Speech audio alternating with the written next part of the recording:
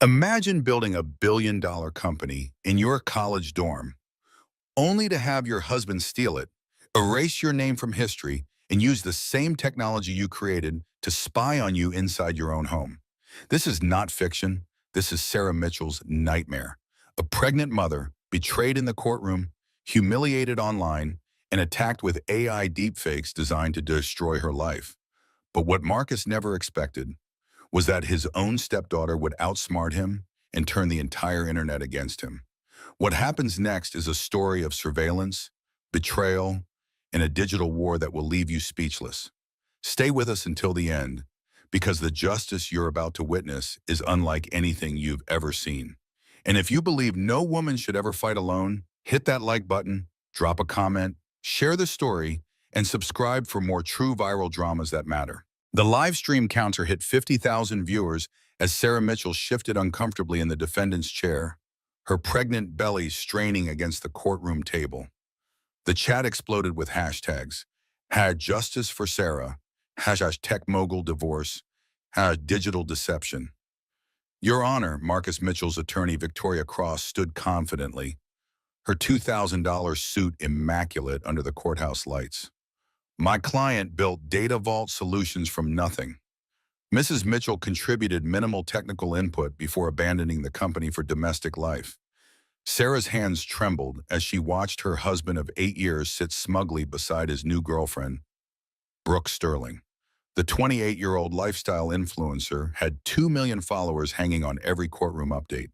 That's completely false, Sarah whispered to her public defender, David Thompson. The overworked attorney barely looked up from his notes. We'll address that, David muttered, but his voice lacked conviction. Judge Rebecca Walsh called for order as the gallery buzzed with reporters and social media about influencers. Mr. Thompson, present your client's case. David stood slowly.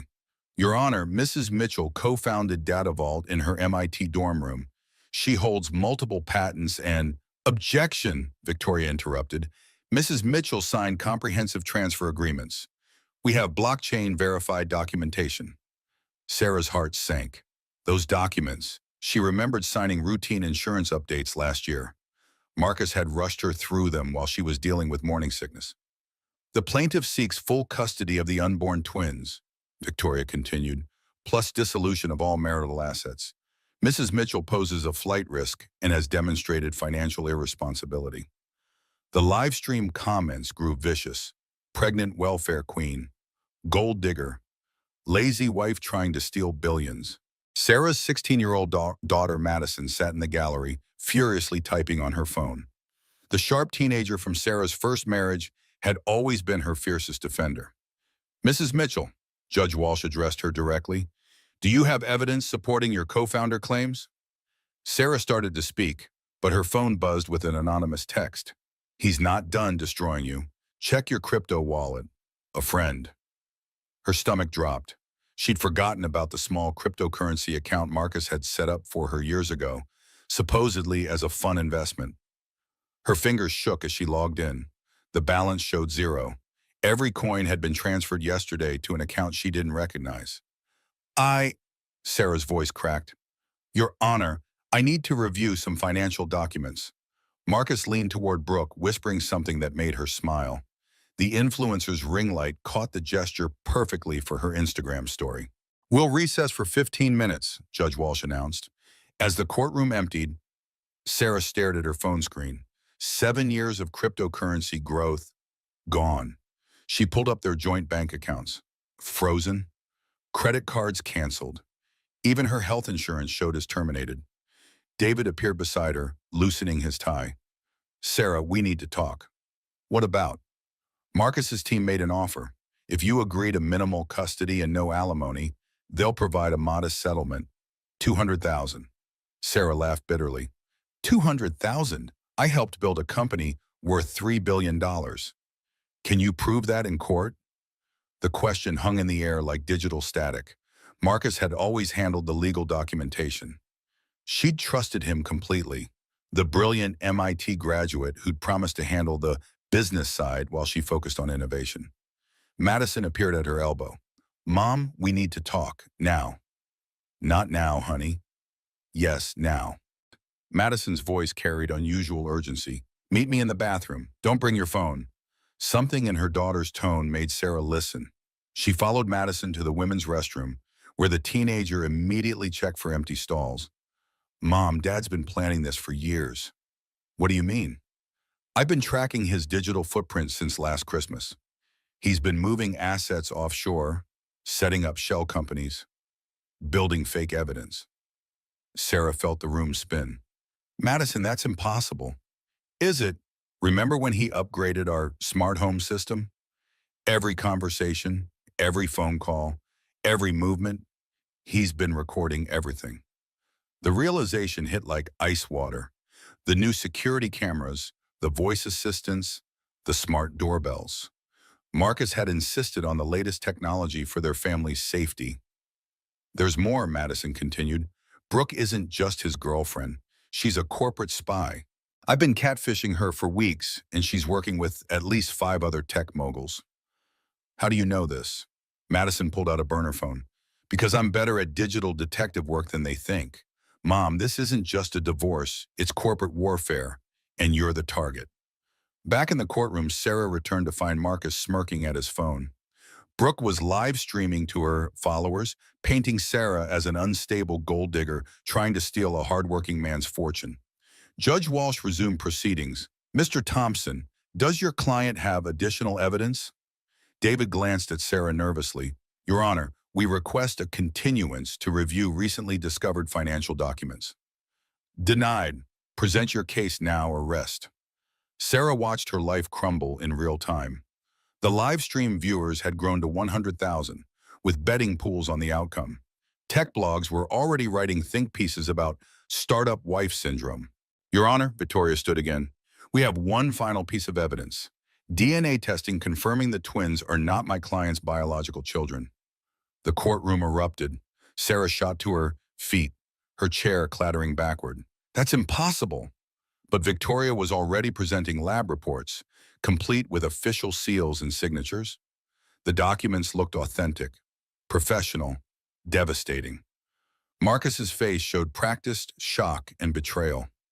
Brooke reached over to comfort him, her ring light capturing every angle for social media.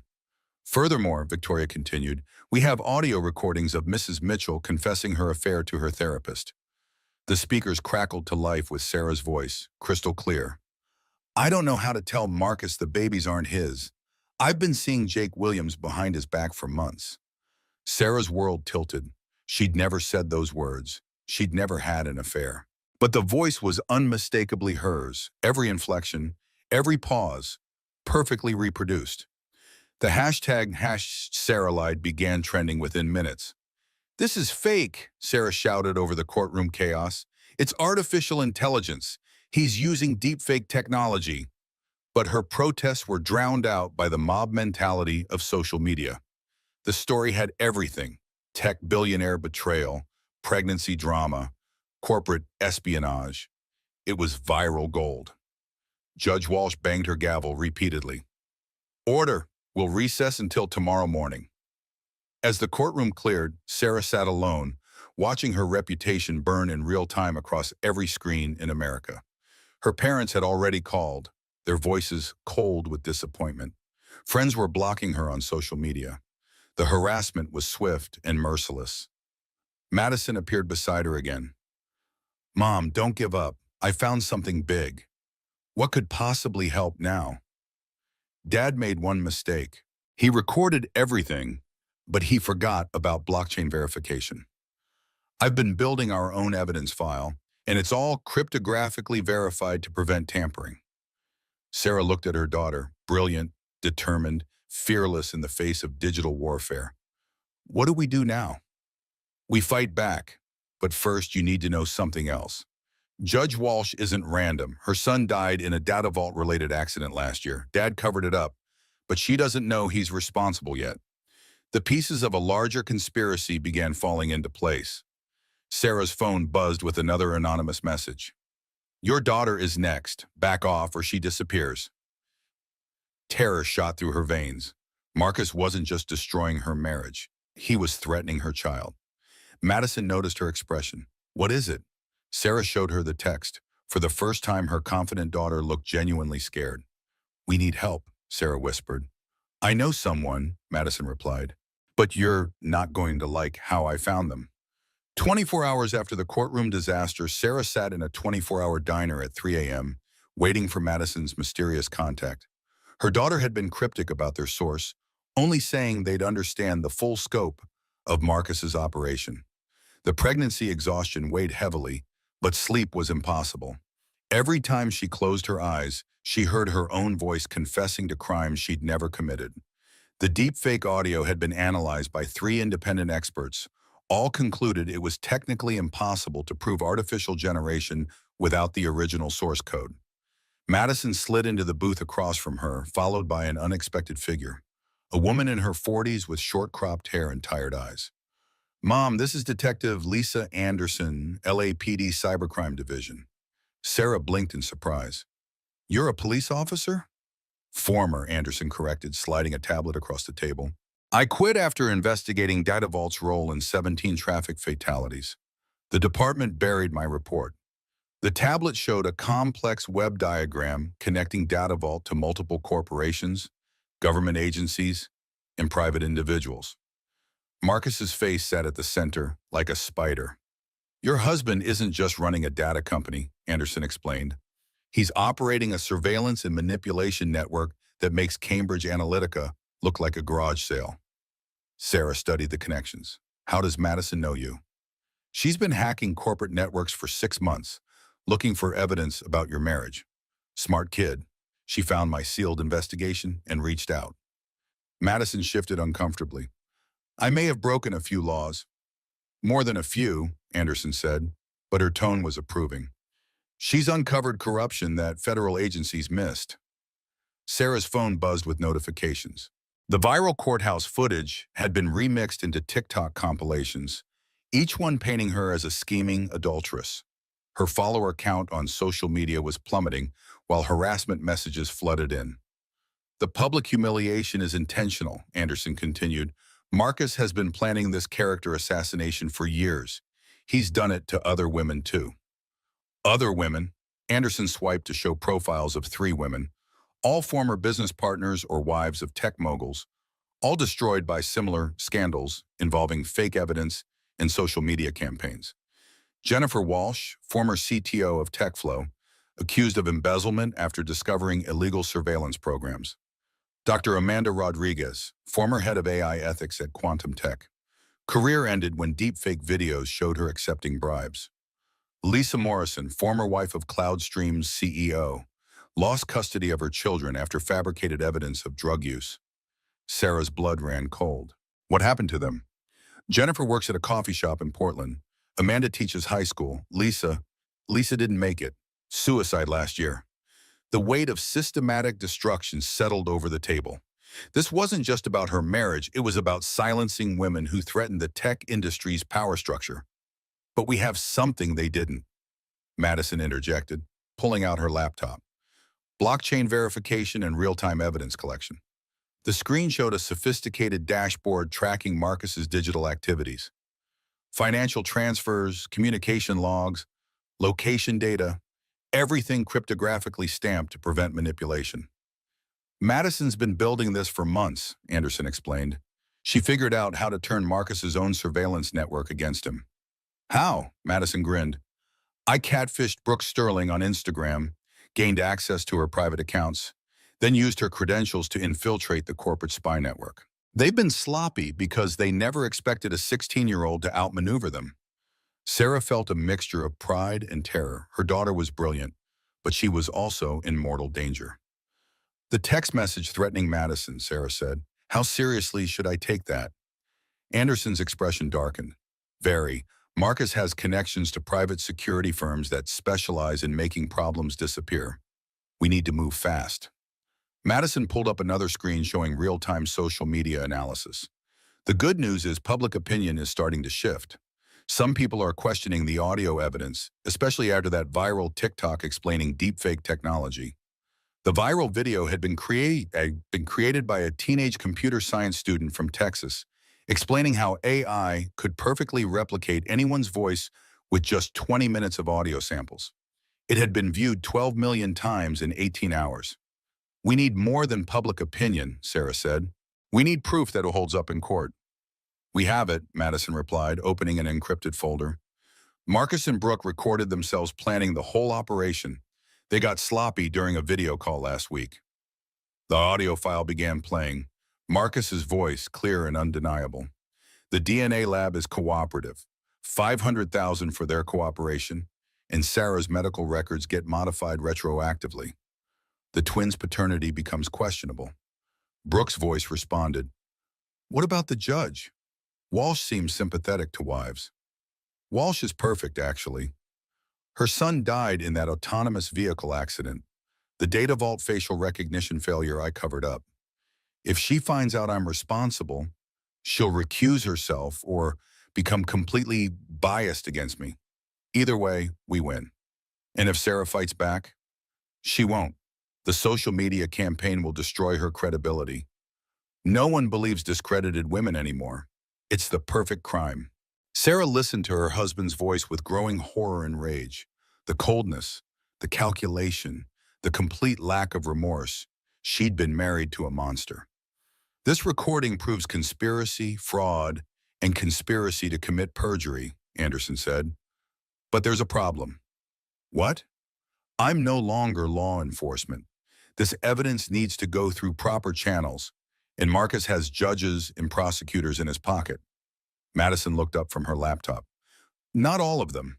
I've been researching Judge Walsh's background. Her son Michael died when his Tesla's autopilot failed to recognize a stopped school bus.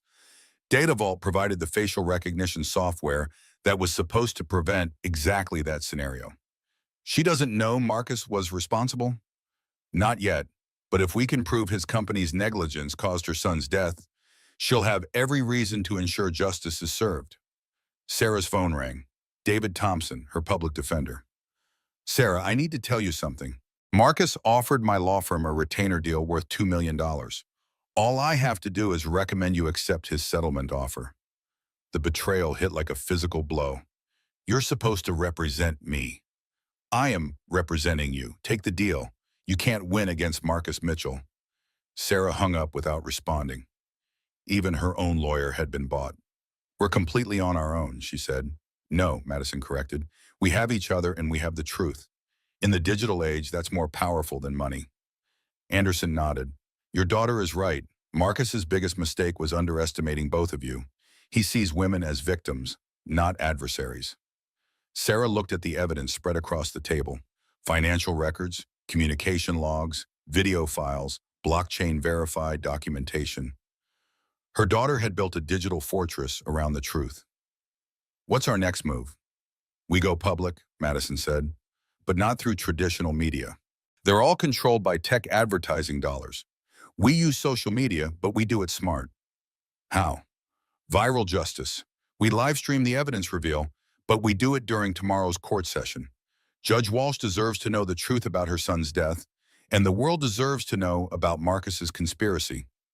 Anderson smiled for the first time all night. I like it. Sunlight is the best disinfectant, especially when it's broadcast to millions of people simultaneously. Sarah felt something she hadn't experienced in months. Hope. Her daughter's generation understood digital warfare better than any corporate executive. They'd grown up online, and they knew how to fight there. What about the threats against Madison? We turn them into evidence too, Madison replied, pulling up her security protocols. I've been recording everything, including the location data from those threatening texts. Marcus doesn't realize he's confessing to witness intimidation in real time.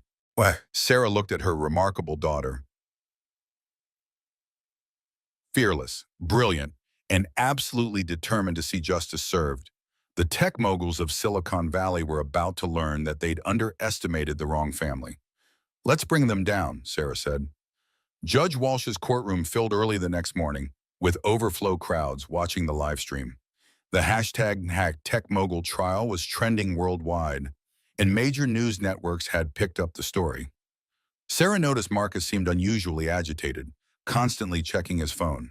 Your Honor, Victoria Cross stood confidently, we request immediate resolution. Mrs. Mitchell's refusal to accept our generous settlement demonstrates her intention to profit from false accusations. David Thompson barely looked at Sarah as he stood. Your Honor, my client accepts the defendant's settlement offer. I do not, Sarah declared, rising to her feet. The courtroom buzzed with surprise. Mrs. Mitchell, Judge Walsh said carefully, are you firing your attorney? I am representing myself, Your Honor, and I have significant evidence of fraud and conspiracy. Marcus leaned forward, his face darkening. Brooke stopped her live stream for the first time in 2 days. Your Honor, Victoria interrupted. Mrs. Mitchell is clearly emotionally unstable. These pregnancy hormones and public humiliation have affected her judgment. I'm perfectly stable, Sarah replied, pulling out Madison's tablet. I have blockchain-verified evidence of a conspiracy involving day fraud, AI-generated audio, and witness tampering. Judge Walsh's eyebrows rose. Present your evidence. Sarah connected the tablet to the courtroom's display system.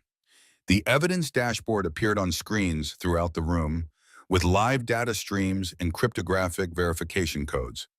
This is documentation of my husband's systematic plan to destroy my reputation and steal my share of Data Vault Solutions. The first file played, Marcus and Brooks' recorded conversation about bribing the DNA lab. The courtroom fell silent as his voice filled the space. What about the judge? Walsh seems sympathetic to wives. Walsh is perfect, actually. Her son died in that autonomous vehicle accident. The Data Vault facial recognition failure I covered up. Judge Walsh's face went white. She gripped her gavel so tightly her knuckles showed. Marcus shot to his feet. Your Honor, this is obviously fabricated evidence. Is it? Sarah replied, pulling up the blockchain verification. Every file is cryptographically stamped with immutable timestamps. The audio was recorded from Mr. Mitchell's own smart home system, the same surveillance network he used to spy on our family. Victoria looked genuinely shaken for the first time. Your Honor, we object to this illegal surveillance evidence. The surveillance was conducted by Mr. Mitchell himself, Sarah explained. I'm simply presenting recordings from his own security system, which monitored our shared marital residence. Judge Walsh found her voice. Mr. Mitchell, did your company provide facial recognition software for autonomous vehicles? Marcus's lawyer grabbed his arm, but he shook her off. Your Honor, that's proprietary business information. My son, Michael Walsh, died when his Tesla failed to recognize a stopped school bus, Judge Walsh continued, her voice growing stronger. The accident report cited facial recognition software failure. Was that your company's technology? The courtroom held its breath. Brooke had stopped live streaming entirely, her face pale as she realized the implications. Sarah played another file, internal Data Vault emails discussing the Tesla contract and the known software flaws they'd failed to report. We can patch the recognition failure after the government contract is signed, Marcus's voice read from the email. One accident is acceptable risk for a billion-dollar deal. Judge Walsh stood abruptly. This court will recess for 1 hour.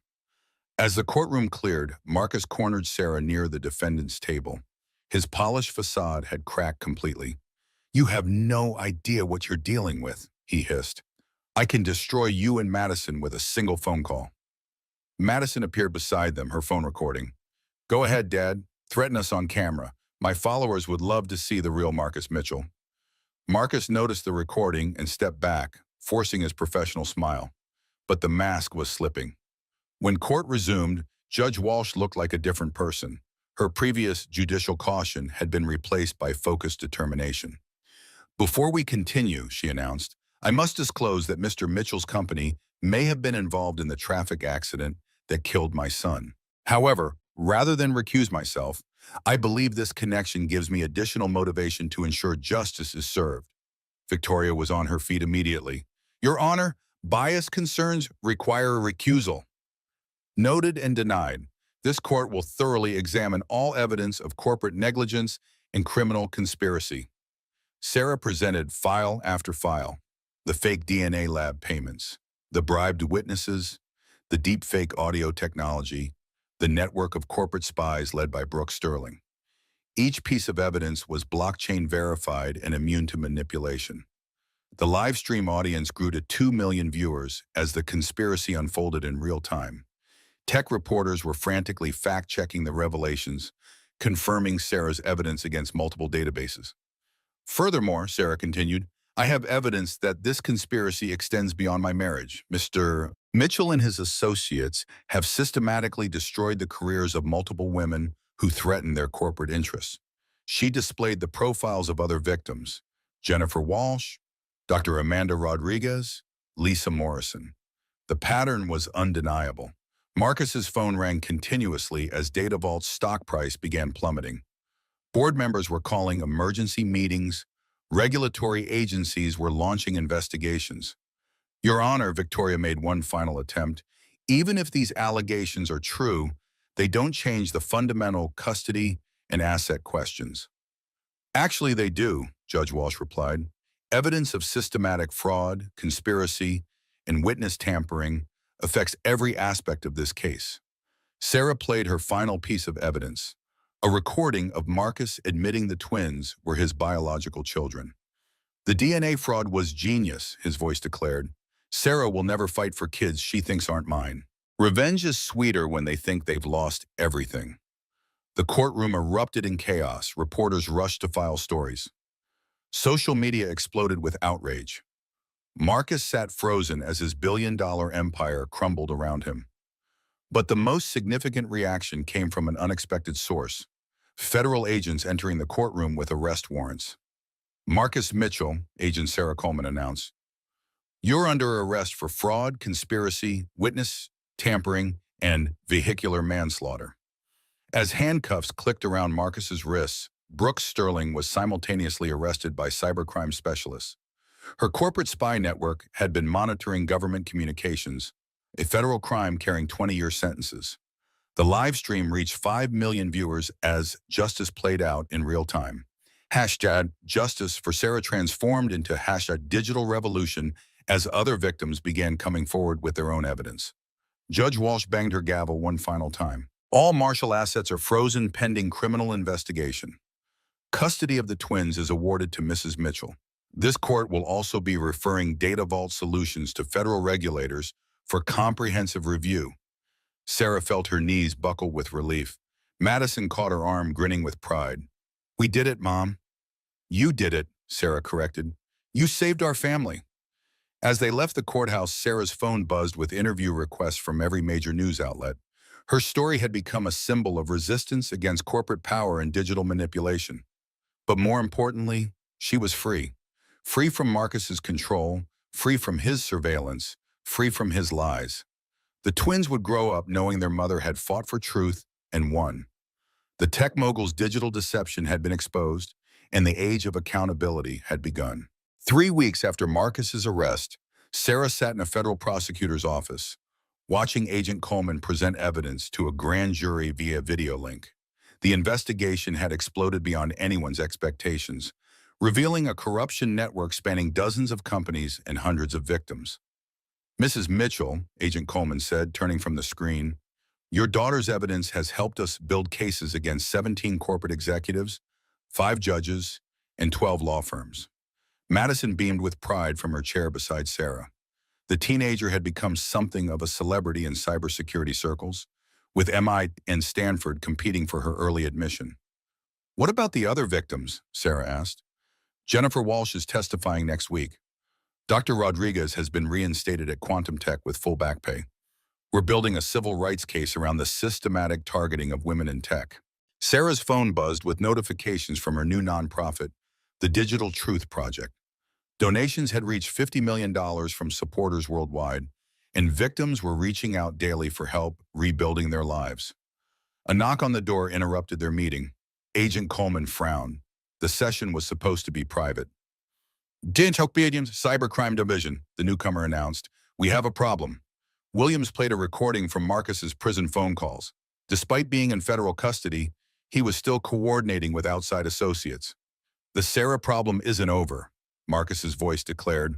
She's made herself a target for every tech executive in Silicon Valley. Accidents happen, especially to pregnant women. Sarah's blood ran cold. Even from prison, Marcus was orchestrating threats. We're moving you to protective custody, Agent Coleman said immediately, and we're accelerating the prosecution timeline. No, Madison interjected. He's trying to scare us into hiding. If we disappear now, other victims won't come forward. Agent Williams shook his head. Miss Carter, this isn't a game. We've intercepted communications suggesting imminent threats. Then let's use that, Madison replied, pulling out her laptop. We turned the threats into evidence, just like before. Sarah watched her daughter's fingers fly across the keyboard, accessing encrypted communications in blockchain networks with casual expertise. I've been monitoring the corporate spy network since Brooks' arrest, Madison explained. Five major CEOs are planning a coordinated response to discredit Mom and stop the federal investigation. The screens showed a complex web of communications between TechFlow's CEO David Harrison, CloudStream's Jonathan Pierce, and three other tech moguls. They were planning to fund a massive disinformation campaign, painting Sarah as an unstable opportunist. More importantly, Madison continued, they're planning to eliminate the evidence by destroying Data Vault's servers. Agent Coleman leaned forward. When? Tonight. They think the feds are moving too slowly, so they're taking direct action. Agent Williams was already on his radio, coordinating with the FBI's Corporate Crimes Division. We need immediate surveillance on all Data Vault facilities. Wait, Madison said, holding up her hand. What if we let them try? I can document everything in real time, creating ironclad evidence of obstruction of justice. Sarah grabbed her daughter's arm. Absolutely not. This is too dangerous. Mom, this is bigger than us now. Hundreds of women have been destroyed by this network. If we can expose the entire conspiracy, we can prevent it from happening to anyone else. Agent Coleman considered the proposal. Could you monitor their activities without putting yourself at risk? I've been inside their communications for weeks, Madison replied. They still don't know their network is compromised. Sarah felt torn between protecting her daughter and supporting her brilliant plan. The teenager had proven herself repeatedly, but the stakes kept escalating. What about Marcus's threats? Sarah asked. Let him threaten us, Madison replied with startling confidence. Every threat becomes evidence. Every criminal action gets recorded. We're building an unbreakable case. Agent Williams looked skeptical. Ms. Carter, these people have significant resources and few moral constraints. So do we, Madison shot back. The difference is we have the truth and blockchain verification. Sarah made her decision. We do it, but with full federal protection and monitoring. Agent Coleman nodded. We'll coordinate with local law enforcement and maintain constant surveillance.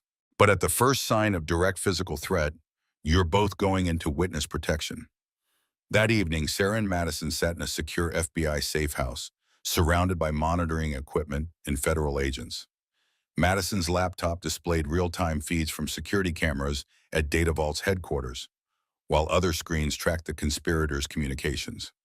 There, Madison pointed to her laptop screen. David Harrison just arrived at Data Vault with a team of private contractors. The security footage showed Harrison and 6 men in tactical gear entering the building with industrial-grade equipment. They weren't there for a business meeting. They were there to destroy evidence. Getting audio now, Madison reported, switching to the building's compromised surveillance system. Harrison's voice came through clearly. Everything in the server room gets physically destroyed. No traces, no recovery possible. The feds can't prosecute what doesn't exist. Agent Coleman was coordinating with SWAT teams positioned around the building. We have them on obstruction of justice and conspiracy charges. Wait, Madison said, monitoring the communications network. 3 more CEOs are coordinating similar destruction at their own facilities. CloudStream, Quantum Tech, and Metasync are all purging evidence simultaneously. Sarah watched federal agents mobilize across multiple cities. Madison's discovery had revealed a coordinated attempt to destroy evidence in the largest corporate conspiracy case in decades. There's more, Madison announced, her fingers flying across the keyboard. I'm detecting financial transfers to offshore accounts. They're liquidating assets before the government can freeze them. The screen showed millions of dollars flowing to accounts in Switzerland, the Cayman Islands, and Singapore. The tech moguls were preparing to flee the country. Agent Williams was shouting orders into his radio. All airports, private airfields, and maritime facilities. Corporate executives may be attempting to flee jurisdiction. Sarah felt a mixture of excitement and terror. They were watching a massive criminal conspiracy collapse in real time. But the conspirators were growing increasingly desperate. Madison's laptop chimed with an incoming message on Marcus's communication network. Her face went pale as she read it. "What is it?" Sarah asked. "They know I'm monitoring them. Someone figured out their network is compromised." The laptop screen flickered, then went black. Madison frantically typed commands, but the connection was dead. "They've cut our access," she reported. "But it doesn't matter. We recorded everything." Agent Coleman smiled grimly. "Miss Carter, your evidence just gave us probable cause for the largest corporate raid in FBI history." As sirens wailed across the city, Sarah hugged her daughter tightly. They'd exposed a conspiracy that reached the highest levels of Silicon Valley, and justice was finally being served. But Marcus's voice echoed in her memory. "Accidents happen, especially to pregnant women." The war wasn't over yet. The FBI raids made headlines across every major news outlet. By dawn, 17 tech executives were in federal custody, and billions of dollars in assets had been frozen. Sarah watched the coverage from the safe house, marveling at how quickly the corporate empire had crumbled. "Mrs. Mitchell," Agent Coleman said, entering with fresh coffee and a stack of legal documents. "The Justice Department wants to offer you a deal." "What kind of deal?" "Full immunity for Madison's hacking activities in exchange for her testimony before Congress and cooperation with ongoing investigations." Sarah looked at her daughter, who was already awake and monitoring news coverage on her laptop. "What do you think?" "I think we've moved beyond personal protection," Madison replied. "This is about preventing systemic abuse of power." Agent Coleman sat down across from them. "There's something else. We've discovered the conspiracy goes deeper than corporate espionage. They've been manipulating elections, suppressing activists, and coordinating with foreign governments." Sarah felt her stomach drop. "How deep?" "Deep enough that the president is personally monitoring this investigation.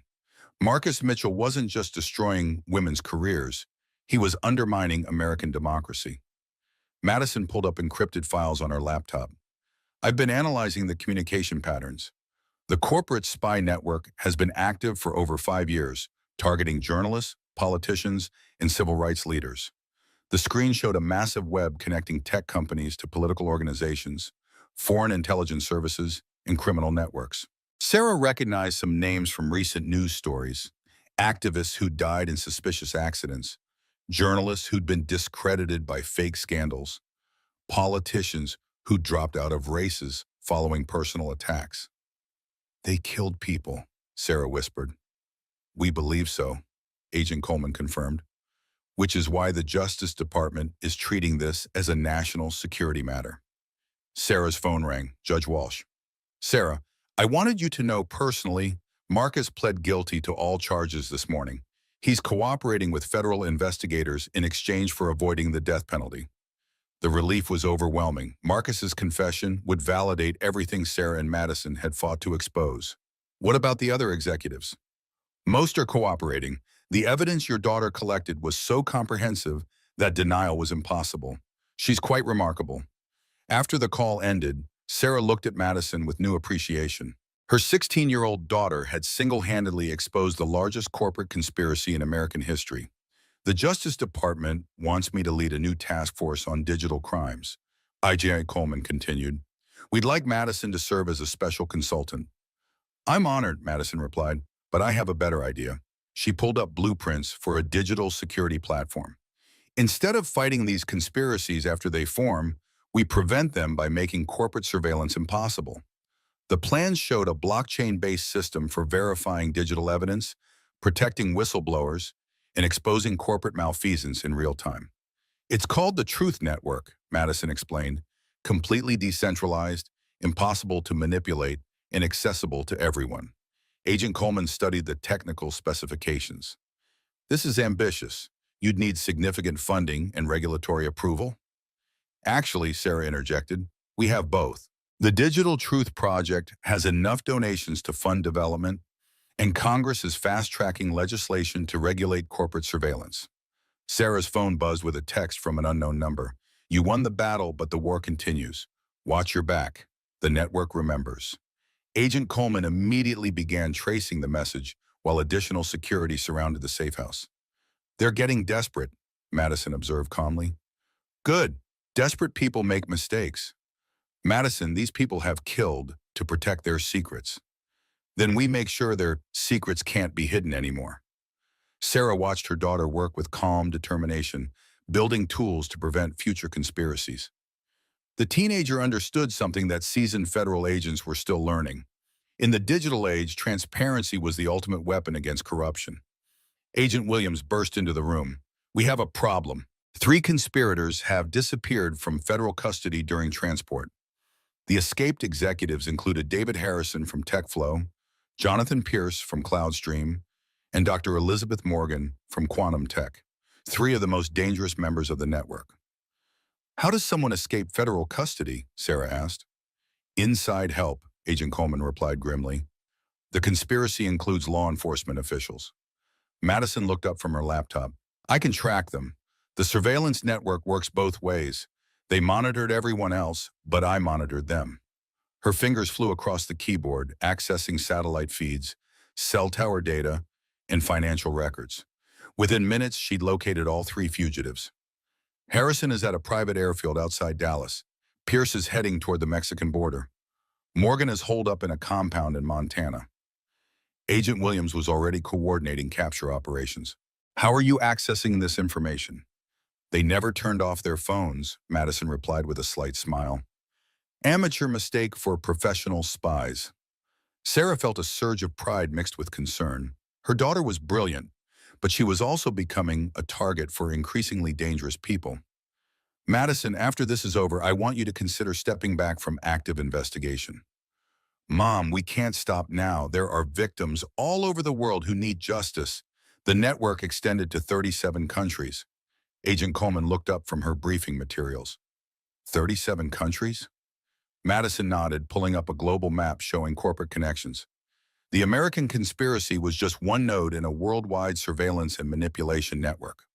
The implications were staggering. Corporate espionage on a global scale, coordinated character assassination campaigns, and systematic suppression of dissent across multiple continents. "This requires international cooperation," Agent Coleman said. "Interpol, the EU, the UN, everyone needs to coordinate response." Sarah's phone rang again.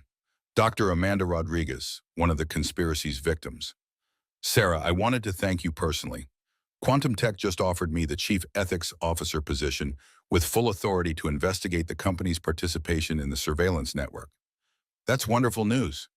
"It's more than wonderful, it's justice. Because of your courage, hundreds of victims are getting their lives back." After the call ended, Sarah looked around the safe house filled with federal agents, evidence files, and computer equipment. 3 weeks ago, she'd been a discredited wife facing divorce court. Now she was at the center of the largest corporate accountability movement in history. "Agent Coleman, when can we go home?" "Soon. The escaped conspirators will be recaptured within 48 hours, and the immediate threat level is decreasing." Madison looked up from her laptop. "Actually, I think we should stay here a bit longer." "Why, Mariam?" "Because I just intercepted communications about a final contingency plan. If the conspirators can't escape justice, they're planning something called digital scorched earth." Agent Coleman's face darkened. "What does that mean?" "They're going to release everyone's private data simultaneously. Every email, every text message, every digital communication from the past 5 years. Complete privacy destruction for millions of people." Sarah felt sick. "Can they actually do that?" "Yes," Madison replied grimly. "And they will, unless we stop them first." The war for digital democracy was entering its final phase. The threat was real and imminent. Madison's laptop displayed countdown timers, showing the conspirators had 12 hours to trigger their digital scorched earth protocol, the simultaneous release of private data from 500 million Americans. "How much data are we talking about?" Agent Coleman asked. Madison's face was pale as she read the technical specifications. "Everything, every email, text message, photo, financial record, medical file, and private conversation collected by Data Vault and partner companies over 5 years." Sarah felt sick imagining the consequences. That would destroy millions of innocent people. "That's the point," Agent Williams replied. "If they can't escape justice, they'll take down as many people as possible." Agent Coleman was coordinating with cybersecurity agencies across the government. "Can the release be stopped?" "Theoretically," Madison said, but it would require access to the primary servers, which are located in international waters. She pulled up satellite imagery showing a massive data center on an offshore platform near international boundaries. The facility was technically outside any nation's jurisdiction. They planned this escape route years ago, Madison continued. If things went bad, they could trigger the data release and disappear to countries without extradition treaties. Sarah's phone buzzed with calls from victims across the network. Word was spreading about the impending data release, and panic was setting in. How do we stop them? Sarah asked. Madison studied the technical diagrams. We need physical access to the servers, or we need to overload their systems from the inside. Meaning someone needs to infiltrate the offshore platform, or we flood their network with so much traffic that their servers crash before they can complete the data dump. Agent Coleman shook her head. The platform is heavily guarded by private military contractors. Physical infiltration would be a suicide mission. Then we crash their servers, Madison declared. I can coordinate a distributed denial of service attack using the same blockchain network we built for evidence verification. Sarah grabbed her daughter's arm. Madison, that's illegal. You could go to prison. Mom, 500 million people are about to lose their privacy forever. Some laws are worth breaking. Agent Williams looked conflicted. Ms. Carter, I can't officially authorize that action. Then don't, Madison replied, already typing commands. Turn around and pretend you didn't hear me. Sarah watched her daughter launch what would become the largest coordinated cyber attack in history. The truth network she'd built to protect evidence was being weaponized to protect privacy. I need help, Madison announced. The attack requires more computing power than I can generate alone. She sent encrypted messages to hacktivist groups worldwide. Anonymous, the Electronic Frontier Foundation, cybersecurity researchers, and student and computer science organizations. Within minutes, responses flooded in. Thousands of hackers across 6 continents were joining the coordinated attack on the offshore data center. 8 hours until data release, Madison reported. Mesha reported, monitoring the countdown timers. The attack is building, but their defenses are stronger than expected. Sarah's phone rang. Jennifer Walsh, the former CTO whose career had been destroyed by the conspiracy. Sarah, I saw the news about the data release. I still have administrative access to some of the systems from my time at TechFlow. I can help Madison's attack. Jennifer, you could be prosecuted. They already destroyed my life once. This time, I'm fighting back. One by one, former victims of the conspiracy joined the cyber attack. Dr. Amanda Rodriguez provided access codes from Quantum Tech. Lisa Morrison's sister contributed servers from her late sister's tech company. Dozens of women who'd been silenced and then discredited were finding their voices through coordinated digital resistance. 6 hours remaining, Madison announced. We're making progress, but they're routing backup systems online. Agent Coleman was fielding calls from the highest levels of government. The president wants to know if military intervention is possible. The platform is in international waters, Agent Williams replied. Military action could trigger diplomatic incidents with multiple nations. Sarah felt helpless watching her daughter coordinate a global cyber war from a teenage laptop. The stakes were incomprehensible. The privacy of 500 million people hung in the balance. Mom, Madison said without looking up from her screen, I need you to do something. What? Call Marcus in prison. If anyone can convince the conspirators to abort the data release, it's him. Sarah recoiled. I never wanted to speak to that man again. I know, but he's the only person they might listen to. And despite everything he's done, he's still my father. The request cut deep. Sarah had spent months trying to escape Marcus's influence, but now her daughter was asking her to reach out to him one final time. What would I even say? Tell him that destroying 500 million innocent people won't change his situation. He's already facing life in prison, but helping us stop the data release might save some victims from total life destruction. Sarah looked around the room at federal agents frantically coordinating with international partners. Traditional law enforcement was failing against this digital threat. 4 hours remaining, Madison reported. The attack is successful, but they're implementing final backup protocols. Sarah made the call. Marcus answered on the first ring, as if he'd been expecting her. Sarah, I wondered if you'd call. The data release needs to stop, Marcus. You've hurt enough people. I'm in federal prison facing 3 life sentences. I have no influence over current operations. You built this network. These people trusted you. They'll listen to you. Marcus was quiet for a long moment. Why should I help you after what you've done to me? Because our children deserve better than the world you've created.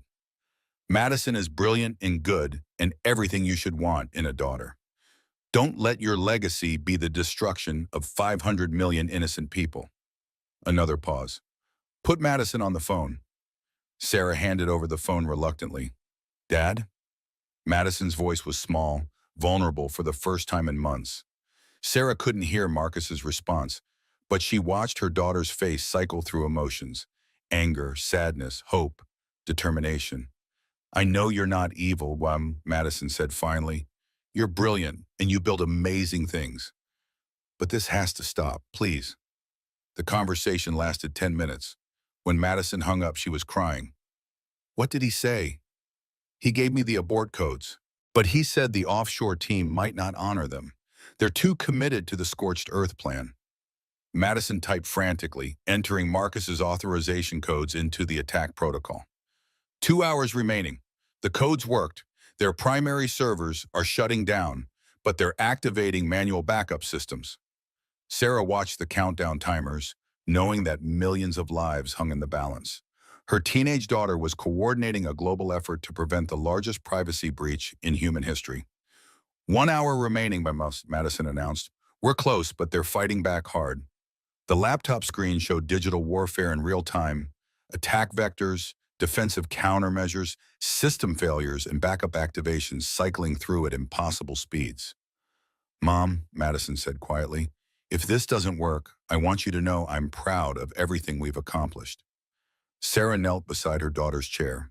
Madison, you've already saved more people than any teenager should have to. Whatever happens, you're a hero.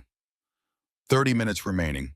The room fell silent except for the clicking of Madison's keyboard and the steady hum of federal agents coordinating with international partners. 10 minutes remaining. Their backups are failing, but there's one final server that's isolated from our attack. Sarah held her breath as the countdown entered its final phase. 5 minutes, 4 minutes, 3 minutes.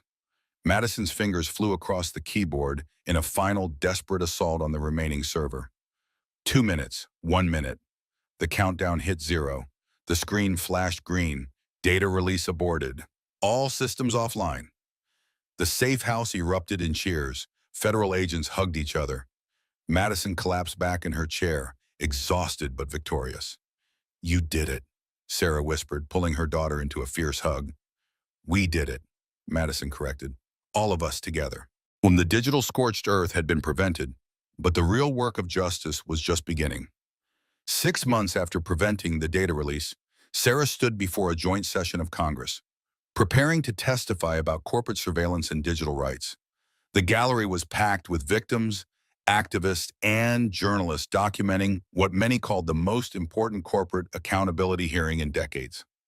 Mrs. Mitchell, the committee chair began, your experience has exposed systematic abuse of power by America's largest technology companies. In your opinion, how do we prevent this from happening again? Sarah looked up at the packed gallery, seeing faces of women whose lives had been destroyed and then rebuilt through collective action and digital resistance. Senator, the answer isn't just regulation, it's transparency and empowerment. We need laws requiring real-time disclosure of corporate surveillance activities, blockchain verification of digital evidence, and protection for whistleblowers who expose wrongdoing. Behind her sat Madison, now 17 and attending MIT through early admission. The teenager had become the youngest person ever to testify before Congress on cybersecurity issues. Ms. Carter, another senator, addressed Madison. You've proposed something called the Truth Network. Can you explain how this would work? Madison stepped to the microphone with confidence that belied her age. Senator, the Truth Network is a decentralized platform that makes corporate surveillance impossible to hide. Every data collection activity, every algorithmic decision, every privacy violation gets recorded on an immutable blockchain that can't be manipulated or deleted. And you believe this can prevent future conspiracies? I believe transparency prevents corruption, Senator. Sunlight is the best disinfectant, especially when it's technically impossible to turn off the lights. Sarah felt profound pride watching her daughter articulate complex technical concepts to lawmakers who struggled with basic email. Madison had grown from a rebellious teenager into a digital rights pioneer.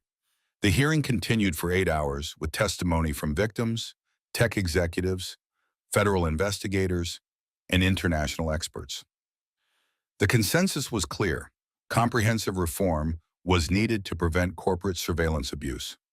After the hearing, Sarah and Madison walked through the Capitol, surrounded by reporters and supporters. The Digital Truth Project had grown into a global movement with chapters in 47 countries. Mrs. Mitchell, a reporter, called out, "What's next for you and your organization?" "We're launching the International Digital Rights Alliance next month. Corporate surveillance is a global problem that requires global solutions." Sarah's phone buzzed with updates from the criminal trials. Marcus had been sentenced to 25 years in federal prison, while his co-conspirators received sentences ranging from 5 to 15 years. Brooke Sterling was serving 8 years for corporate espionage. But the most satisfying news came from the civil lawsuits. Data Vault Solutions had been dissolved, with its assets distributed to victims through a $500 million settlement fund. Other conspiracy companies faced similar consequences. "Mom," Madison said as they reached their car, "I got accepted to Stanford's graduate computer science program." Sarah stopped walking. "Graduate program? You're 17. They're letting me skip undergraduate coursework based on my work with the Truth Network. I could have my PhD by 21. What about being a normal teenager?" Madison laughed. "Mom, normal teenagers don't expose billion-dollar conspiracies and testify before Congress. I think that ship has sailed." Sarah hugged her extraordinary daughter, remembering the scared, pregnant woman who'd sat in divorce court just 18 months ago. Everything had changed, but the bond between them had only grown stronger. That evening, they attended a reunion dinner with other conspiracy victims. Jennifer Walsh had been promoted to Chief Technology Officer at a major Silicon Valley firm. Dr. Amanda Rodriguez was leading ethics reform at Quantum Tech. Even Lisa Morrison's sister had found justice. The family's wrongful death lawsuit had resulted in a $50 million settlement. "Sarah," Jennifer raised her glass, "I want to propose a toast. 18 months ago, we were isolated victims fighting powerful corporations alone. Tonight, we're leaders of a global movement that's changing how technology companies operate worldwide." The group raised their glasses in celebration, but Sarah felt a nagging concern. Victory was sweet, but she'd learned to be wary of powerful enemies. After dinner, Sarah and Madison drove through downtown Austin, past the former Data Vault headquarters that now housed a digital rights research center. The building's facade displayed a giant banner, "Transparency is accountability." "Madison, do you ever regret getting involved in all this?" "Are you kidding? We prevented the largest privacy breach in history, exposed global corporate corruption, and built tools that protect millions of people. How could I regret that?" Sarah's phone rang. Agent Coleman calling with an update on international investigations. "Sarah, I wanted you to know Interpol just arrested the remaining fugitive conspirators. The last members of the network are now in custody." "That's wonderful news." "There's more. Based on evidence Madison collected, investigators have uncovered similar networks in 12 countries. Your work has triggered a global accountability movement." After the call ended, Sarah felt something she hadn't experienced in years: complete peace. The digital nightmare was finally over, but Madison was already planning the next phase of their work. "Mom, I've been thinking about something bigger than corporate surveillance." "What do you mean?" "What if we could use blockchain technology to make all government activities transparent? Real-time disclosure of political donations, lobbying activities, regulatory decisions, complete democratic transparency." Sarah smiled at her daughter's ambition. "One global conspiracy at a time, Madison. Actually, I've already started preliminary research." Sarah pulled over, looking at her brilliant, determined daughter with a mixture of pride and exasperation. "Madison, you're 17 years old. Don't you want to have a normal life?" "Mom, this is my normal life. I'm good at this work, and the world needs it. Besides, someone has to keep the powerful people honest." As they drove home to their new house, purchased with settlement money from Marcus's corporate assets, Sarah reflected on the extraordinary journey that had brought them here. The scared, pregnant woman in divorce court had become a global advocate for digital rights. The rebellious teenager had become a pioneering cybersecurity expert. Most importantly, they'd learned that truth was more powerful than money, that transparency could defeat corruption, and that ordinary people could hold extraordinary power accountable. The tech mogul's digital deception had been exposed, and the world was safer because of it. But as Madison pulled out her laptop to work on her next project, Sarah suspected their adventures in digital justice were far from over. 1 year after the congressional hearing, Sarah stood in the United Nations headquarters in New York, addressing delegates from 192 countries about the International Digital Rights Treaty. Delegates, she began, the corporate surveillance conspiracy we exposed in America was not unique. Similar networks have been discovered on every continent, targeting journalists, activists, and ordinary citizens who threaten powerful interests. The assembly hall was packed with international reporters, human rights advocates, and government officials. Madison sat in the gallery, now 18, and serving as the youngest advisor to the UN's Digital Rights Commission. The evidence before you demonstrates that corporate surveillance has become a weapon against democracy itself. We must act collectively to protect the digital privacy of citizens worldwide. Sarah's presentation included case studies from the global investigation Madison had helped coordinate. Corporate spy networks had been exposed in China, Russia, Brazil, India, and across Europe. The pattern was identical: powerful corporations working with the corrupt officials to silence dissent and manipulate public opinion. Mrs. Mitchell, the German delegate asked, your proposed treaty would require unprecedented corporate transparency. How do we balance privacy rights with business innovation? Delegate Weber, innovation and transparency are not contradictory. The most successful companies in the post-conspiracy era are those that have embraced radical transparency at the competitive advantage. Sarah pointed to the success stories. Tech companies that had voluntarily adopted Truth Network protocols had seen increased consumer trust and market value. Transparency had become profitable. Madison rose to address a technical question from the Japanese delegation. Honorable delegates, the blockchain verification protocols we're proposing don't just protect privacy. They enable innovation by creating trust infrastructure that eliminates the need for surveillance. The teenager's presentation was flawless, displaying technical mastery that impressed cybersecurity experts from around the world. After the session, Sarah and Madison walked through Manhattan, discussing the treaty negotiations. Do you think it will pass? Madison asked. Honestly, 2 years ago I would have said no, but the conspiracy revelations changed everything. People understand that corporate surveillance threatens democracy itself. Sarah's phone buzzed with updates from similar proceedings worldwide. The European Union had already passed comprehensive digital rights legislation. Brazil was implementing mandatory corporate transparency requirements. Even China was grudgingly accepting international monitoring of tech companies. Madison, I need to ask you something serious. What? You're 18 now. You could have any career you want. Are you sure this is the path you want to pursue? Madison stopped walking, looking out at the East River. Mom, 2 years ago, I was a rebellious teenager with computer skills. Now I'm helping write international law that will protect billions of people. How is that not exactly what I should be doing?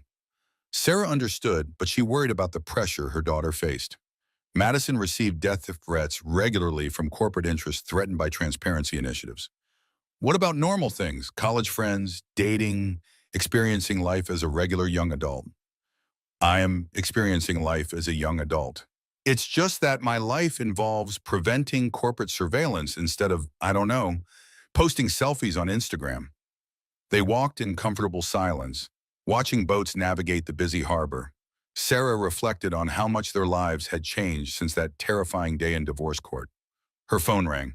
Judge Walsh, calling with news about the final conspiracy prosecutions. Sarah, I wanted you to know personally, the International Tribunal just handed down sentences for the foreign conspirators. The Chinese executives got 15 years, the Russian oligarchs got 20, and the European corporate spies got 12. That's incredible. It's justice, and it's happening because you and Madison refuse to be silenced. After the call ended, Sarah looked at her daughter with renewed appreciation. Madison was technically a teenager, but she'd accomplished more in 2 years than most people achieve in entire careers. "There's something I haven't told you," Madison said quietly. "What?" "MIT offered me a full professorship. At 18, I'd be the youngest professor in the university's history." Sarah felt a surge of pride mixed with concern. "And?" "I turned it down." "Madison, why?" "Because academic work isn't where the real change happens. The Truth Network needs to expand globally. Corporate accountability requires constant vigilance. This work is more important than academic prestige." They reached Sarah's hotel, where international media was waiting for interviews about the treaty negotiations. "Mrs. Mitchell," a BBC reporter called out, "sources suggest the treaty will pass with overwhelming support. How does it feel to have changed international law?" Sarah looked at Madison, then back at the reporter. "I didn't change international law. Millions of people around the world changed it by demanding corporate accountability. Madison and I just provided some of the tools." After the interviews, they sat in Sarah's hotel room, reviewing treaty documents and preparing for the next day's final vote. "Mom, what do you think Dad would say about all this?" The question caught Sarah off guard. They rarely discussed Marcus anymore. "I think he'd be proud of what you've accomplished, even if he disagrees with how you accomplished it. Do you ever think about visiting him in prison?" Sarah considered the question carefully.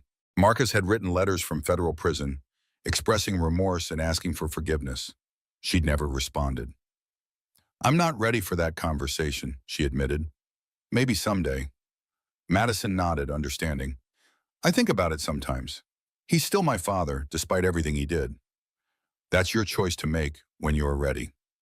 The next morning, the UN General Assembly voted on the International Digital Rights Treaty. The final tally was 187 countries in favor, 3 opposed, and 2 abstentions. Sarah watched from the gallery as delegates celebrated the most comprehensive corporate accountability agreement in history. Every major tech company would be required to implement Truth Network protocols within 2 years. "Madison," she whispered to her daughter, "we actually did it." "No, Mom, the world did it. We just helped show them how." As they left the United Nations building, Sarah's phone exploded with interview requests, speaking invitations, and congratulations from supporters worldwide. But the most meaningful message came from Jennifer Walsh. "Sarah, Lisa Morrison's sister, just opened a tech company focused on ethical AI development. The conspiracy victims are becoming the solution leaders. Thank you for showing us that fighting back was possible." Walking through New York's crowded streets, Sarah realized their work had achieved something beyond personal justice. It had created a global movement toward transparency and accountability. "What's next?" she asked Madison. "I've been thinking about that. Corporate surveillance was just one problem. What about government surveillance? Political corruption? International money laundering?" Sarah laughed. "Madison, we just finished changing international law. Can we rest for 5 minutes? Actually, I've already started preliminary research on political corruption networks. Did you know that the same blockchain verification principles could expose illegal campaign contributions and lobbying activities?" Sarah looked at her extraordinary daughter, realizing that the fight for transparency would never truly end. Each victory revealed new problems that needed solving. But that was okay. They'd proven that truth was more powerful than money, that ordinary people could hold extraordinary power accountable, and that technology could be used to protect democracy instead of undermining it. The tech mogul's digital deception had been exposed, international law had been changed, and the world was safer. Now it was time to tackle the next challenge. 2 years after the UN treaty passage, Sarah stood in the Austin courthouse where her nightmare had begun, but this time as a witness in the final phase of the criminal trials. The same courtroom that had once hosted her humiliation now served as the venue for corporate accountability. Marcus sat in the defendant's chair wearing an orange jumpsuit instead of his expensive suits. The transformation was stark. The confident tech mogul had become a broken man facing multiple life sentences. "Mrs. Mitchell," the federal prosecutor addressed Sarah, "can you describe the systematic nature of the conspiracy your ex-husband led?" Sarah looked directly at Marcus as she answered. "The conspiracy wasn't just about destroying individual women. It was about creating a culture of fear that silenced anyone who threatened corporate power. She presented evidence of the network's global reach, surveillance operations in 37 countries, character assassination campaigns targeting over 300 women, and financial manipulation affecting millions of investors. The defendant used artificial intelligence, blockchain manipulation, and social media warfare. Warfare to systematically destroy lives, Sarah continued, but most importantly, he did it while claiming to innovate for the betterment of humanity. Marcus stared at his hands throughout her testimony. His legal team had abandoned most defenses, focusing instead on avoiding the death penalty. When cross-examination began, Marcus's attorney attempted to portray him as a brilliant innovator who'd lost his way.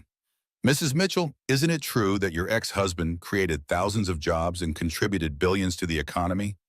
Innovation built on systematic human rights violations isn't progress, Sarah replied firmly. It's exploitation disguised as entrepreneurship.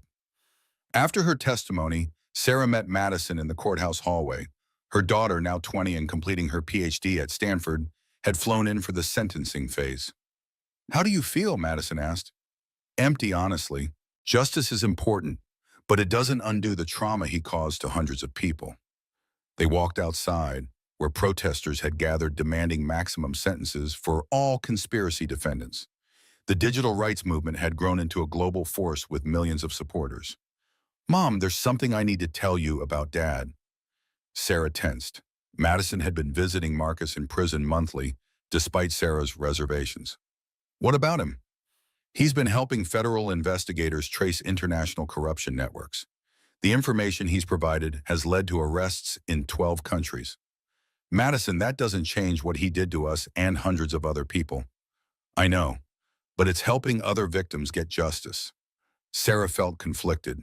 Marcus's cooperation was undoubtedly valuable, but she couldn't separate it from his systematic cruelty. That evening, they attended a dinner honoring victims of the conspiracy. The gathering included women from around the world whose lives had been destroyed and then rebuilt through collective action. Sarah, daughter Amanda Rodriguez, addressed the group. "I want to share something personal. 5 years ago, I was a discredited academic working at a coffee shop. Tonight, I'm leading a global task force on AI ethics with a budget of $500 million. Similar stories filled the room. Jennifer Walsh had become CEO of a major tech company focused on privacy protection. Lisa Morrison's sister had built a nonprofit supporting families of corporate abuse victims. "The most important lesson," Jennifer continued, "is that corporate power depends on isolation and silence. When we connected with each other and refused to be silenced, their weapons became useless." Sarah looked around the room at these remarkable women, remembering the scared, pregnant woman she'd been in a divorce court. The journey from victim to advocate had been longer and harder than she'd ever imagined. "There's something else I want to share," Sarah announced to the group.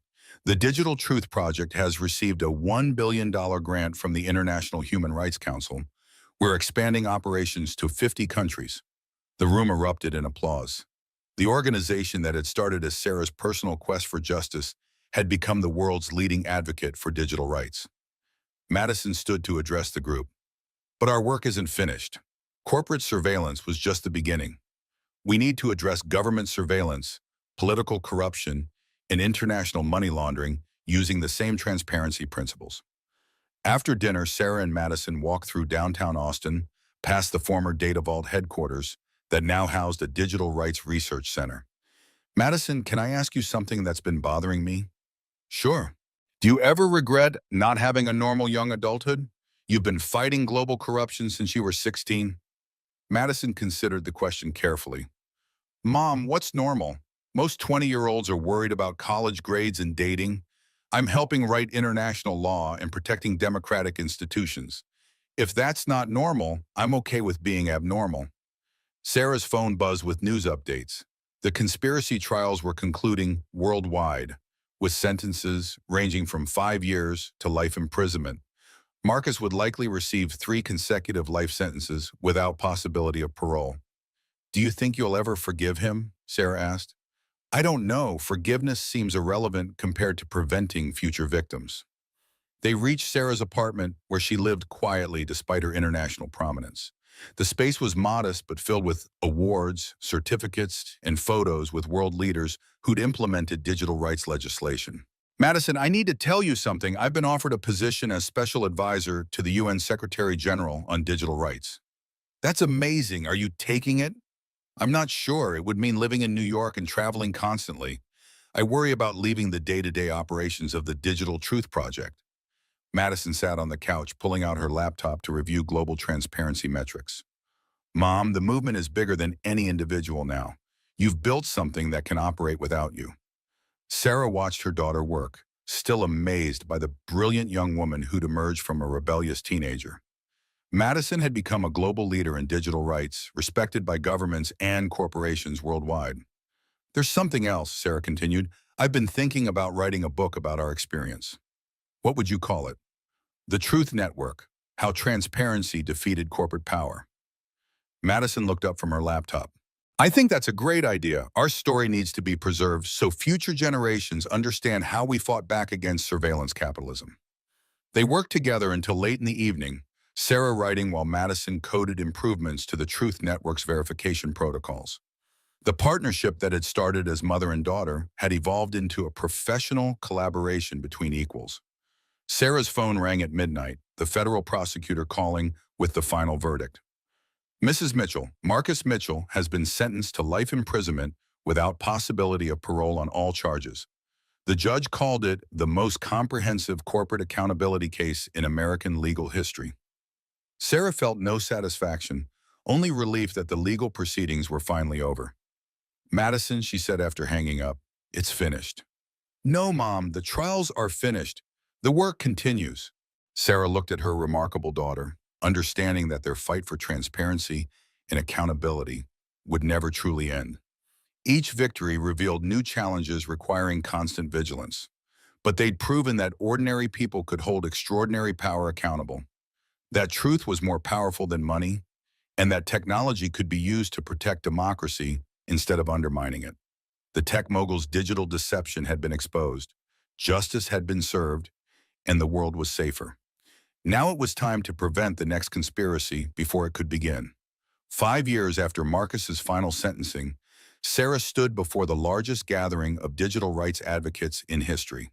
The Global Transparency Summit in Geneva brought together 10,000 activists, technologists, and government officials from every continent. Friends, Sarah began her keynote address. When my daughter and I sat in that Austin courthouse 7 years ago, we couldn't have imagined that our fight for personal justice would become a global movement for democratic transparency. The audience included familiar faces from their journey. Judge Walsh, now serving on the International Criminal Court; Jennifer Walsh, CEO of Truth Tech Industries; Dr. Amanda Rodriguez, Director of the UN's AI Ethics Division; and Agent Coleman, who'd become head of the Global Cybercrime Task Force. Madison, now 25, and the youngest person ever appointed to the UN Security Council's Technology Advisory Board, sat in the front row with other world leaders. The Truth Network has processed over 10 billion transactions, verified evidence in 3,000 criminal cases, and prevented corporate surveillance in 97 countries, Sarah continued. But our greatest achievement is cultural. We've made transparency the global standard for corporate and government accountability. Sarah's presentation included stunning statistics. Corporate surveillance incidents had decreased by 87% worldwide. Digital rights legislation had been passed in 160 countries, and over 50 conspiracy networks had been exposed using Truth Network protocols. Mrs. Mitchell, a journalist, called out during the question period, critics argue that radical transparency has made legitimate business operations more difficult. How do you respond? I'd argue the opposite, Sarah replied. Companies operating with Truth Network transparency report higher consumer trust, better employee satisfaction, and stronger financial performance. Honesty isn't a business burden. It's a competitive advantage. Madison rose to address a technical question from the audience. The next phase of the Truth Network involves quantum encryption and artificial intelligence verification, the young woman explained. We're building systems that make deception technically impossible, rather than just difficult. After the presentation, Sarah and Madison walked through Geneva's historic streets, reflecting on their extraordinary journey. Madison, do you ever think about what our lives would have been like if Marcus hadn't tried to destroy us? Honestly, no.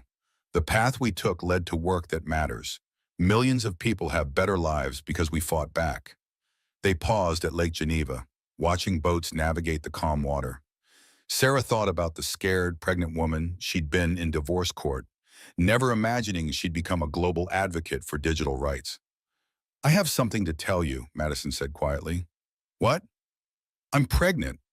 Sarah turned to stare at her daughter. "Madison, that's wonderful. Who's the father?" "Dr. James Roberts, the cybersecurity researcher from MIT. We've been working together for 2 years." Sarah hugged her daughter tightly, thrilled about becoming a grandmother, but concerned about the timing. "How will you manage pregnancy while serving on the UN Security Council?" "The same way you managed fighting a global conspiracy while pregnant with twins, one day at a time." Sarah laughed, remembering her own fears about balancing motherhood with activism. Madison had learned early that extraordinary circumstances required extraordinary commitment. That evening, they attended a private dinner with other movement leaders. The conversation focused on emerging challenges: authoritarian governments using surveillance technology, corporations developing new forms of digital manipulation, and the need for international cooperation on artificial intelligence governance. "Sarah," Judge Walsh addressed her, "I wanted you to know that the International Criminal Court is establishing a new division focused on digital crimes. We'd like you to serve as the founding director." The offer was tempting, but would require relocating to The Hague and leaving the Digital Truth Project. "I'm honored, but I need time to consider the implications." "Of course, but remember, the next generation of digital rights leaders is ready to take over day-to-day operations. Your role now should be setting international legal precedents." After dinner, Sarah and Madison returned to their hotel, where international media was waiting with questions about the summit's outcomes. "Mrs. Mitchell," a Reuters reporter asked, "7 years ago you were fighting for custody of your children. Now you're shaping international law. What advice would you give to other women facing corporate retaliation?" Sarah considered the question carefully. "Document everything, find allies, and never accept that powerful people are above accountability. Truth has a way of surfacing if you're patient and persistent." "Ms. Carter," another reporter addressed Madison, "you've been called the most influential person under 30 in technology policy. How do you balance that responsibility with personal life?" "I don't separate personal and professional life," Madison replied. "Fighting for digital rights isn't my job, it's who I am. The work matters more than personal comfort." Back in their suite, Sarah and Madison reviewed global transparency metrics on Madison's laptop. Corporate surveillance incidents continued declining, while democratic participation was increasing in countries with Truth Network implementation. "Madison, there's something I've been meaning to ask you." "What?" "Do you ever visit your father anymore?" Madison's expression grew complicated. "I stopped last year. He's different now. Broken, but also somehow at peace. He spends his time writing technical manuals for prison education programs." "Does he ask about me?" "Every time. He's written you letters that he never sends. I think he understands that forgiveness isn't something he can request. It's something you might choose to give." Sarah felt a familiar conflict. Marcus's crimes were unforgivable, but time had dulled the sharp edge of anger. "What do the letters say?" "Mostly apologies and explanations. He claims the power corrupted him gradually until he couldn't distinguish between business strategy and personal cruelty." Sarah's phone buzzed with a message from the Digital Truth Project's Austin headquarters. "Mom, breaking news. Chinese government just announced mandatory Truth Network implementation for all tech companies. Your vision is becoming global reality." The text was from Emma and Michael, her 19-year-old twins, who were studying computer science at UT Austin while working part-time for the organization. "Your kids are amazing," Madison said, reading over Sarah's shoulder. "They're building transparency tools that make my early work look primitive." Sarah smiled, thinking about her younger children who'd grown up in a world where corporate accountability was the norm rather than the exception. "The next generation won't have to fight the battles we fought," Sarah observed. "They can build on the foundation we established." Madison nodded, then pulled up a new project on her laptop. "Actually, I've been working on something that might interest you." The screen showed blueprints for a global education initiative called Digital Democracy Schools. institutions that would teach transparency principles, ethical technology development, and citizen advocacy skills. The idea is to create a generation that understands corporate power structures and knows how to hold them accountable, Madison explained. We prevent future conspiracies by making the population too sophisticated to manipulate. Sarah studied the proposal, impressed by its ambition and scope. How would you fund something like this? The Truth Network generates significant revenue from licensing fees. Plus, governments worldwide are eager to fund digital literacy programs. They worked together until dawn, refining the education initiative and discussing implementation strategies. The partnership that had started with a desperate teenage daughter helping her victimized mother had evolved into a professional collaboration between equals. As the sun rose over Lake Geneva, Sarah's phone rang. Dr. James Roberts, Madison's partner, calling from MIT. Sarah, I wanted to speak with you personally about Madison's pregnancy and our relationship. James, Madison is 25 and makes her own decisions. You don't need my permission. I know, but I respect your relationship and the work you've done together. I want to assure you that I'll support Madison's career and our family equally. Sarah appreciated the gesture, remembering her own struggles to balance motherhood with advocacy work. James, the best thing you can do is understand that Madison's work isn't optional. It's essential. The world needs her leadership. After the call ended, Madison looked at her mother with appreciation.